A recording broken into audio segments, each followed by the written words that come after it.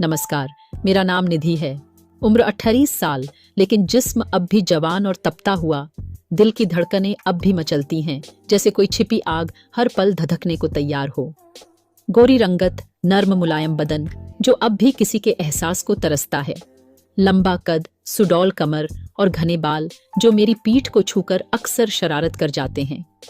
मेरी आंखों में गहराई है और होंठ हमेशा भीगे हुए, जैसे कोई अनकही बात इन पर ठहरी हो। मेरी शादी को 15 साल हो चुके हैं। पति सरकारी नौकरी में हैं और शहर में रहते हैं। महीने में कभी कभार फोन कर लेते हैं, लेकिन अब उनकी आवाज में वो बात नहीं रही जो एक औरत को चाहिए। मैं क्या पहनती हूँ, कैसा महसूस करती हूँ, यह सब अब उन्हें फर्क ही नहीं पड़ता। मेरे 2 बेटे हैं, लेकिन वे भी पढ़ाई के लिए हॉस्टल में हैं। घर में सिर्फ मैं और मेरी नौकरानी रहते हैं। सास ससुर नहीं हैं, कोई टोकने टाकने वाला नहीं, लेकिन इस तन्हाई ने मेरे अंदर एक अजीब सी बेचैनी भर दी है।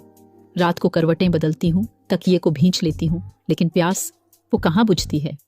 कई बार आईने में खुद को निहारती हूँ। साड़ी के हल्के पल्लू से झांकती तो सोचती कि सब कुछ अब भी वैसा ही है जैसा एक जवान औरत का होना चाहिए। लेकिन क्या फायदा, जब मुझे चाहने वाला ही कोई नहीं। हर रात अकेलेपन की आग में सुलगते हुए बीतती है।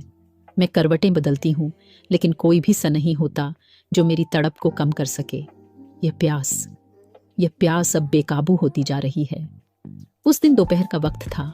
सूरज आसमान में अपनी पूरी तपिश के साथ जल रहा था, लेकिन मेरे बदन में उससे कहीं ज्यादा आग थी, जो हर पल भड़कती रहती थी। मैं रसोई में नौकरानी के साथ काम कर रही थी। हल्की गुलाबी साड़ी पहनी थी, जिसका पल्लू कंधे से बार बार फिसल रहा था। गर्मी से मेरी गर्दन पर पसीने की छोटी छोटी बूंदें चमक रही थीं, जो मेरी रेशमी त्वचा पर मोतियों की तरह लहरा रही थीं। तभी दरवाजे पर दस्तक हुई। नौकरानी ने बाहर झांक कर देखा और हल्की मुस्कान के साथ बोली, मेम साहब, कोई आदमी आया है, बहुत अच्छा दिख रहा है, शायद आपसे ही मिलने आया है। मैंने हाथ पोंछे और दरवाजा खोला, और वहीं वह खड़ा था। करीब 29-30 साल का होगा। लंबा कद, चौड़ा सीना, चौड़े कंधे और हल्की बढ़ी हुई दाढ़ी, जो उसे और भी आकर्षक बना रही थी। उसकी आंखें गहरी, रहस्यमयी और इतनी पैनी कि एक ही नजर में दिल की गहराइयों तक उतर जाएं। उसने हल्की फिटिंग वाली सफेद शर्ट पहन रखी थी, जिसके 2 बटन खुले थे, और उसके भीतर झांकता उसका उभरा हुआ सीना मुझे कुछ देर के लिए वहीं रोक देने के लिए काफी था। उसकी नजरें मुझ पर ठहरी थीं, जैसे वह कुछ पढ़ रहा हो। मेरी सांसें हल्की सी तेज हो गईं। मैंने खुद को संभालते हुए पूछा, हाँ बताइए। उसने अपनी भारी आवाज में कहा, नमस्ते मैडम, मेरा नाम समीर है। उसकी आवाज में एक अजीब सी गर्मी थी, जो सीधे मेरे अंदर तक उतर रही थी। मैंने खुद को सहज बनाए रखा, लेकिन उसकी गहरी आंखों की तपिश महसूस कर सकती थी। मैंने हल्की मुस्कान के साथ पूछा, आप यहाँ क्या करने आए हैं? उसने मेरी आंखों में झांकते हुए कहा, जी, मैं यहाँ एक प्रोजेक्ट के सिलसिले में आया हूँ। मेरी कंपनी को यहाँ एक नया रिसोर्ट बनवाने का कॉन्ट्रैक्ट मिला है। मुझे कम से कम 6 महीने यहीं रहना होगा। 6 महीने? ये सुनते ही मेरे दिल की धड़कन थोड़ी तेज हो गई। 6 महीने तक ये आदमी मेरे घर में रहेगा? यही आवाज, यही आहटें मेरे आसपास गूंजेंगी? मैंने खुद को संभाला, लेकिन उसकी आंखें मेरे चेहरे पर ही टिकी थीं, जैसे वह कुछ समझ रहा हो, कुछ महसूस कर रहा हो। अगर आपको कोई परेशानी न हो तो मैं यही रहना चाहूंगा, उसने सीधा कहा। मैंने खुद को संयमित करते हुए जवाब दिया, ठीक है, मैं आपको घर दिखा देती हूँ। मैं आगे बढ़ी और वह मेरे पीछे पीछे चलने लगा। मेरा दिल हर कदम के साथ तेज धड़कने लगा। मैंने महसूस किया कि उसकी आंखें मुझ पर टिकी थीं। मैंने खुद को संभाला, लेकिन पहली बार किसी की नजरों ने मुझे अंदर तक महसूस कराया कि मैं अब भी उतनी ही हसीन, उतनी ही ख्वाहिशों से भरी हूं जितनी पहले थी। मैं धीरे धीरे कमरे की तरफ बढ़ रही थी और वो मेरे पीछे पीछे चल रहा था। घर की लकड़ी की फर्श पर उसके भारी कदमों की आवाज मुझे साफ सुनाई दे रही थी। दिल अजीब सी धड़कनों से भर गया था, जैसे कोई अनजानी हलचल मेरे भीतर घर कर रही हो। कमरे में दाखिल होते ही मैंने दरवाजे के पास रुककर कहा, यही आपका कमरा होगा, आरामदायक है और खिड़की से बाहर का नजारा भी अच्छा दिखता है। समीर कमरे के बीचों बीच खड़ा हो गया। उसकी आंखें दीवारों पर घूमी, लेकिन फिर सीधे मुझ पर आकर टिक गईं। मैं महसूस कर सकती थी कि वो हर लम्हा मुझे देख रहा है, जैसे मेरी हर हलचल को अपने भीतर बसा रहा हो। उसने कहा, कमरा तो अच्छा है, लेकिन अकेले इतने बड़े घर में आपको डर नहीं लगता? उसकी आवाज में हल्की शरारत थी जो सीधे मेरे भीतर उतर रही थी। मैं हल्का सा मुस्कुराई, लेकिन अंदर कुछ और ही महसूस कर रही थी। मैंने कहा, डर की आदत नहीं रही, लेकिन कभी कभी लगता है कि कोई साथ हो तो अच्छा हो। मेरे होंठों से निकले ये शब्द जाने अनजाने में कुछ इशारा कर रहे थे।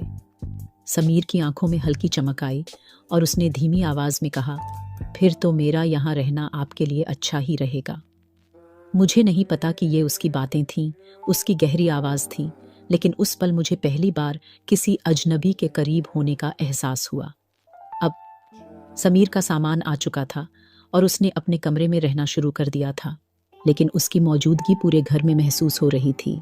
जहां पहले दरवाजे पर सन्नाटा रहता था, अब कभी कभी हल्की आहटें गूंजने लगी थीं। उस रात जब सब सो गए, मैं अपने कमरे में अकेली करवटें बदल रही थी।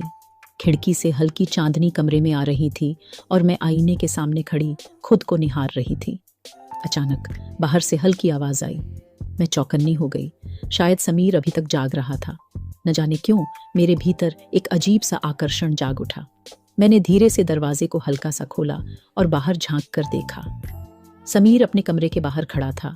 उसके हाथ में पानी का गिलास था और उसकी नजरें कहीं खोई हुई थीं।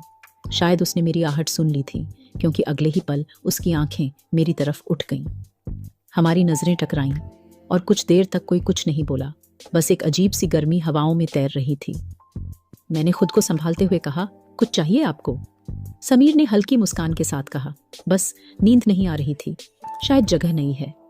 उसकी आवाज में एक हल्की मदहोशी थी और न जाने क्यों मेरे अंदर की आग और भी तेज हो गई। मैं कुछ कहने ही वाली थी कि उसने हल्के से कहा, आप भी शायद जाग रही थी? मैं कुछ पल के लिए चुप रही, फिर धीरे से कहा, हाँ, कुछ ऐसा ही। वो हल्का सा मुस्कुराया और मैं अपने कमरे में लौट आई। लेकिन उस रात मेरी आंखों से नींद पूरी तरह गायब हो चुकी थी। समीर की वो नजरें, उसकी वो मुस्कान, कुछ तो था जो मेरे अंदर एक नई हलचल जगा चुका था। रात का सन्नाटा था, लेकिन मेरे दिल में हलचल मची हुई थी। करवटें बदलते हुए भी समीर की वो गहरी आंखें मेरी सोच से हटने का नाम नहीं ले रही थीं। जैसे उसने सिर्फ मुझे देखा ही नहीं, बल्कि मेरी तन्हाइयों को भी पढ़ लिया हो।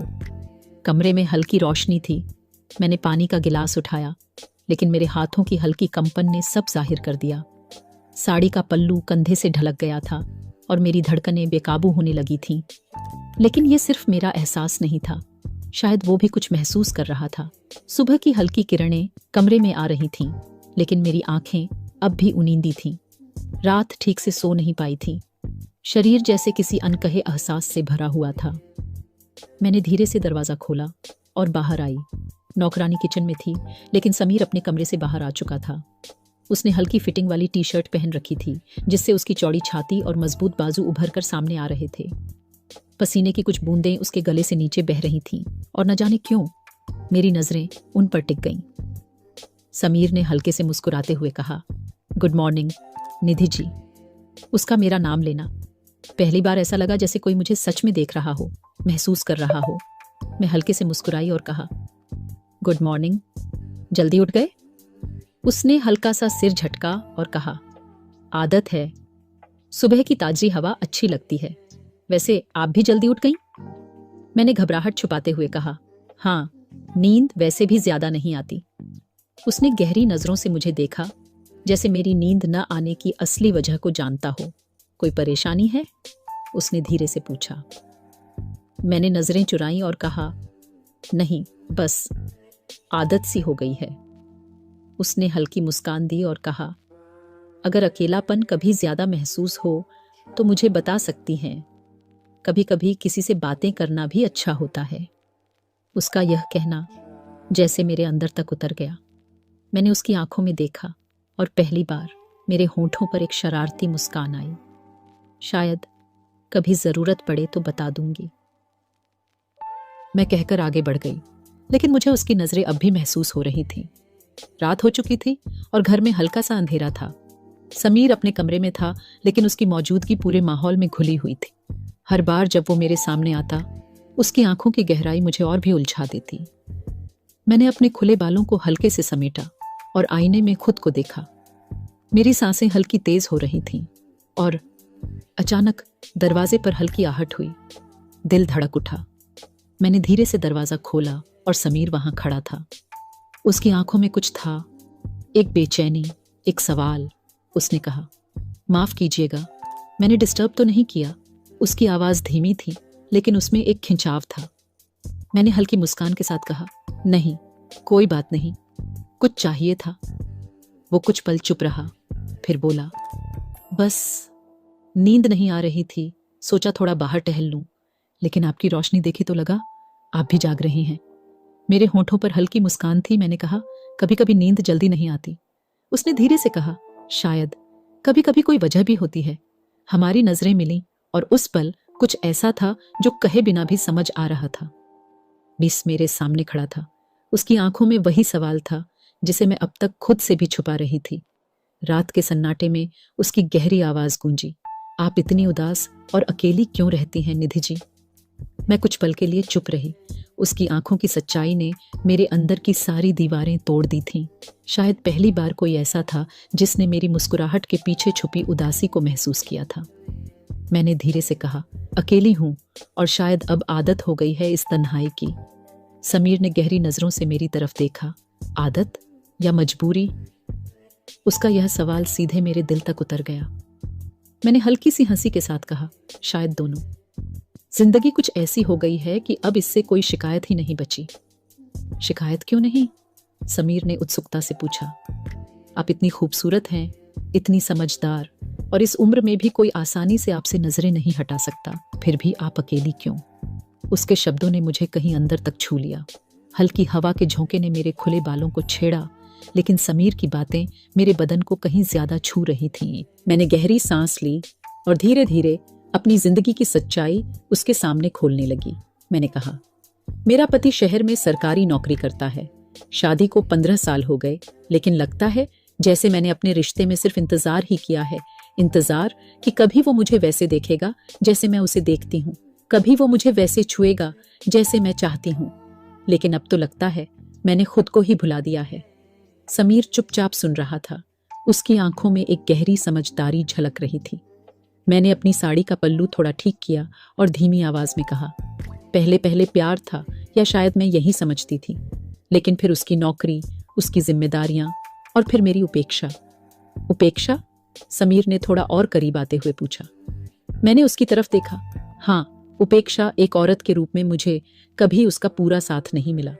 कभी लगता है कि मैं सिर्फ नाम की पत्नी हूं।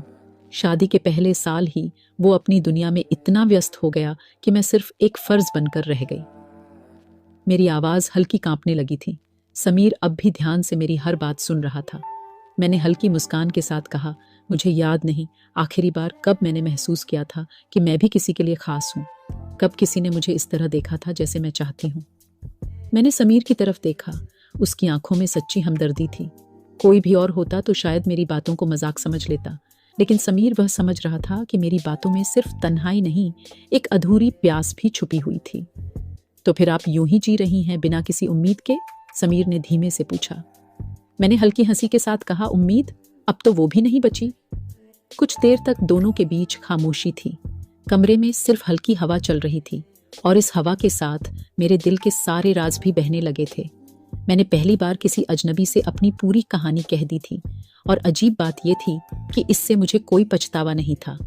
समीर ने धीरे से कहा, निधि जी, आप जैसी औरत को अकेला नहीं रहना चाहिए। आपको वो सब मिलना चाहिए जिसकी आप हकदार हैं। उसकी बातें सुनकर मेरे होठों पर हल्की मुस्कान आ गई। शायद अब बहुत देर हो चुकी है। अब ये सब सोचने का कोई फायदा नहीं। मैं बस इस घर की चार दीवारी में खुद को कैद कर चुकी हूं। समीर ने हल्का सा सिर झटका। नहीं, मैं ऐसा नहीं मानता। कोई भी औरत, खासकर आप जैसी, सिर्फ जीने के लिए नहीं बनी। आपको जिंदगी का हर रंग महसूस करना चाहिए। मैंने उसकी तरफ देखा।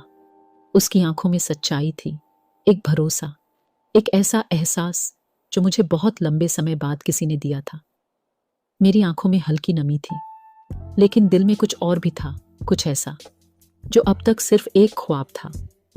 क्या समीर की बातें सिर्फ सहानुभूति थीं या फिर इनमें कुछ और भी था? उनकी ये बातें चल ही रही थीं कि अचानक उसके सीने में एक तेज दर्द उठा।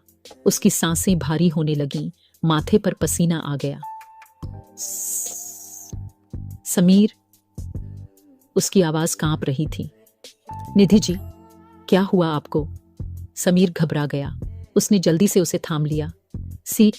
सीने में बहुत दर्द हो रहा है। सांस नहीं ले पा रही। निधि की आंखें दर्द से भर गईं। समीर घबराया नहीं। उसने तुरंत उसे उठाया और कार की तरफ भागा। समीर ने निधि को अस्पताल पहुंचाया। डॉक्टरों ने तुरंत उसे आईसीयू में ले लिया। समीर बाहर बेचैन खड़ा था। पहली बार उसे एहसास हो रहा था कि वो किसी की जिंदगी में कितना जरूरी बन गया है। कुछ ही मिनटों में डॉक्टर बाहर आए।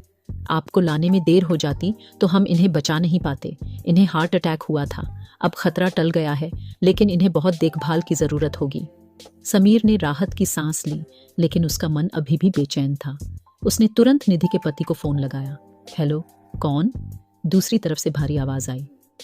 सर, मैं निधि जी का किराएदार समीर बोल रहा हूँ। निधि जी को हार्ट अटैक आया है और वो अभी अस्पताल में हैं। आप जल्दी आ सकते हैं?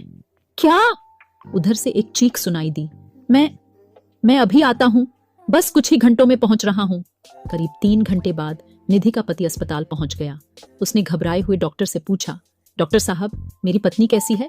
वो ठीक तो है ना? कुछ भी कीजिए, मैं उसे खोना नहीं चाहता। डॉक्टर ने आश्वासन दिया, वो खतरे से बाहर हैं, लेकिन अब उन्हें बहुत प्यार और देखभाल की जरूरत है। पति भागते हुए आईसीयू में पहुंचा। निधि होश में आ चुकी थी। उसके चेहरे पर अब भी थकान थी, लेकिन उसकी आंखों में एक अलग चमक थी। पति ने उसका हाथ थाम लिया। निधि, तुम ठीक हो ना? मुझे कुछ समझ नहीं आ रहा था। मैं बस तुम्हें बचाने के लिए भागा चला आया। तुम ठीक हो ना? जल्दी बताओ। निधि के होंठ कांपे। उसकी आंखों में आंसू आ गए। तुम मुझसे इतना प्यार करते हो? उसकी आवाज में हल्की हिचकी थी। पति की आंखें भी नम हो गईं। प्यार? अरे पगली, तुम ही तो मेरी जिंदगी हो। अगर तुम्हें कुछ हो जाता तो मैं खुद को कभी माफ नहीं कर पाता। मैं तुम्हारे बिना नहीं जी सकता। निधि की आंखों से आंसू बह निकले। वह इस आदमी को हमेशा बेरुखी से देखती थी, लेकिन आज उसने पहली बार उसके अंदर का सच्चा प्यार महसूस किया। कुछ दिनों बाद जब निधि पूरी तरह ठीक हो गई तो डॉक्टर ने उसे अस्पताल से छुट्टी दे दी। पति ने डॉक्टर से पूछा, डॉक्टर साहब, अब मुझे क्या करना होगा?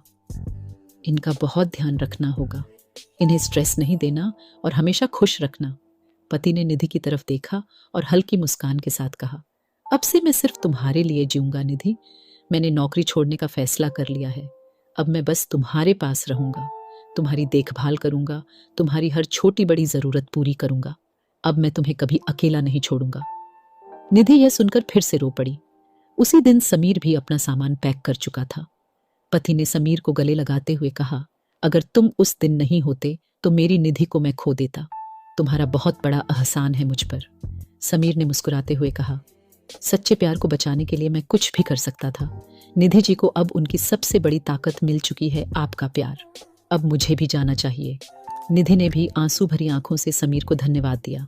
समीर ने हल्की मुस्कान दी और बिना मुड़े चला गया। अब निधि हर सुबह जागती थी और उसका पति उसके पास होता था। अब वो अकेली नहीं थी। पति उसे सुबह उठाकर उसके लिए चाय बनाता, उसकी पसंद की चीजें लाकर देता, उसके साथ घंटों बातें करता। अब मुझे कभी अकेला मत छोड़ना, निधि ने एक दिन उसके कंधे पर सिर रखते हुए कहा। पति ने हल्के से उसके बालों को सहलाते हुए कहा, अब से मेरा हर लम्हा सिर्फ तुम्हारे लिए होगा। निधि मुस्कुरा दी। अब वो पूरी तरह से ठीक थी अपने पति के प्यार में, अपनी नई जिंदगी में। तो दोस्तों, कभी कभी हम अपने करीब के लोगों को ही गलत समझने लगते हैं, जबकि वे ही हमें सबसे ज्यादा प्यार करते हैं। जिंदगी हमें कई बार गलत रास्तों की तरफ खींचती है, लेकिन असली सुख वहीं होता है जहां सच्चा प्यार और अपनापन हो। किसी की बेरुखी को कभी प्यार की कमी मत समझो। हो सकता है वो तुम्हें अपने ही तरीके से चाहता हो। दोस्तों, इस कहानी से हमें यह सीख मिलती है कि अगर कोई इंसान आपसे दूर है तो इसका मतलब यह नहीं कि वह आपसे प्यार नहीं करता। कभी कभी दूर रहना उसकी मजबूरी होती है, न कि उसकी पसंद। इसलिए अगर कोई आपसे थोड़ा दूर है तो उसे गलत समझकर किसी और की तरफ भागना सही नहीं होता। ऐसा करने से रिश्ते बनते नहीं, बल्कि बिगड़ जाते हैं। अगर आपको यह कहानी पसंद आई हो तो इसे लाइक करें, कमेंट करें, अपने दोस्तों के साथ शेयर करें और चैनल को सब्सक्राइब करना न भूलें।